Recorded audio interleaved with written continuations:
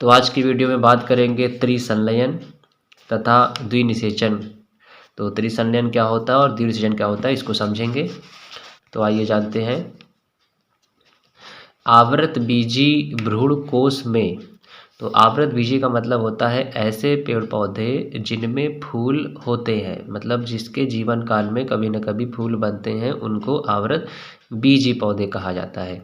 तो आवृत बीजी पौधों के भ्रूण कोश में एक नर युग्मक के अंड कोशिका के साथ संयोजित होने से द्विगुणित, द्विगुणित का मतलब होता है 2n। अगर कहा जाए आगुणित, आगुणित का मतलब होगा सिर्फ n। तो जो द्विगुणित है ये किसी भी जीव के पूरे क्रोमोसोम को दर्शाता है। जैसे अगर हम कहते हैं इंसान, तो इंसान में 46 गुणसूत्र हैं, तो इसको हम कहेंगे 2n। और अगर हम ये कहना है कि इंसान में गुणसूत्र अगुणित हैं, इसका मतलब होगा कि उसमें 23 क्रोमोसोम की बात करी जा रही है, 23 गुणसूत्र की बात करी जा रही है। यानी जब कहा जाए द्विगुणित किसी भी जीव के लिए, कोई पौधा हो चाहे कोई जानवर हो, तो जब कहा जाए कि ये द्विगुणित है यानी उसमें गुणसूत्र पूरे पाए जा रहे हैं। जिसमें जिस जाति में, जैसे स्कैरिस है तो स्कैरिस में 2 गुणसूत्र पाए जाते हैं, तो कहेंगे कि स्कैरिस के लिए द्विगुणित अवस्था क्या है, यानी 2 गुणसूत्र का पाया जाना।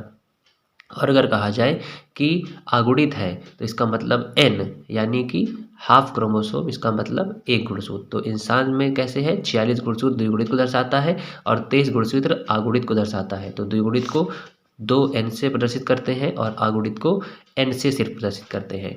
तो द्विगुणित युग्मनज बनता है, युग्मनज को जाइगोट कहते हैं। तो जब नर और मादा युग्मक मिलते हैं तो निषेचन हो जाता है। निषेचन के बाद जो संरचना बनती है उसी को युग्मनज यानी जाइगोट कहते हैं।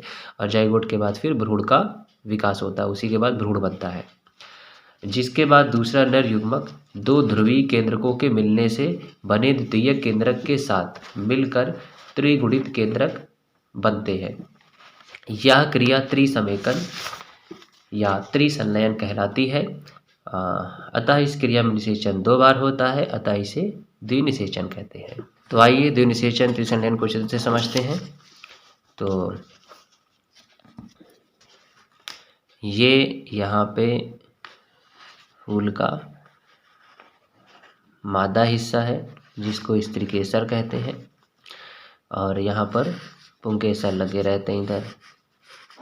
तो आवृत बीजी का मतलब ऐसे पौधे इसमें फूल होते हैं। अब भ्रूण कोश, तो जो यहाँ पर अंडाशय, इसको वर्तिकाग्र, वर्तिका और बीच वाले फूले हिस्से को, नीचे वाले हिस्से को अंडाशय कहते हैं। अंडाशय के अंदर ही बीजांड होता है और बीजांड के अंदर बीच में जो संरचना होती है बीजांड, ये बीजांड के अंदर जो संरचना होती है इसी को भ्रूण कोश कहते हैं।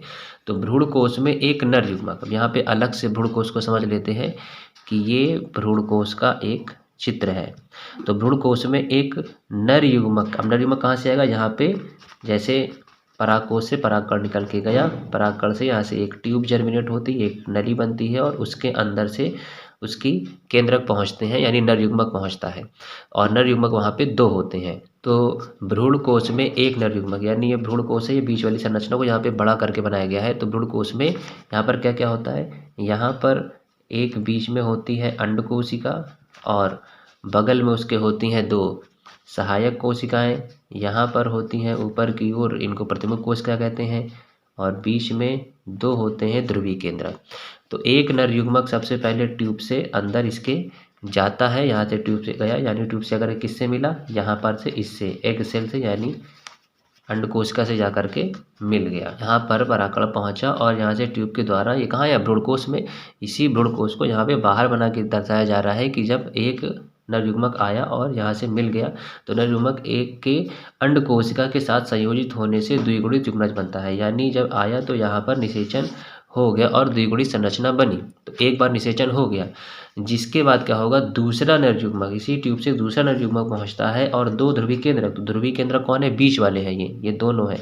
तो जाकर के दूसरा इनके साथ मिल जाता है और इससे द्वितीय केंद्रक के साथ मिलकर त्रिगुणित केंद्रक बनाते हैं। तो यहाँ पे 2 केंद्रक थे और एक तीसरा आ गया तो 3 मिल गए, तो इसी को त्रिगुणित कह रहे हैं। और 3 केंद्रकों का मिलना ही त्रिसमेकन या त्रिसंलयन कहलाता है। और अगर आप देखें तो निषेचन यहाँ पे 2 बार हुआ। एक बार निषेचन जा करके इस अंड कोशिका के साथ में जा करके नर युग्मक का केंद्रक मिला है, तो एक बार निषेचन हो गया। और फिर दूसरा नर युग्मक जा करके इन ध्रुवीय केंद्रक से जाकर के मिल गया, यानी 2 बार निषेचन हो गया। तो इस तरह से इसमें निषेचन 2 बार हुआ है, इसे द्विनिषेचन कहते हैं। डबल फर्टिलाइजेशन द्विनिषेचन कहते हैं, क्योंकि 2 बार निषेचन हो रहा है।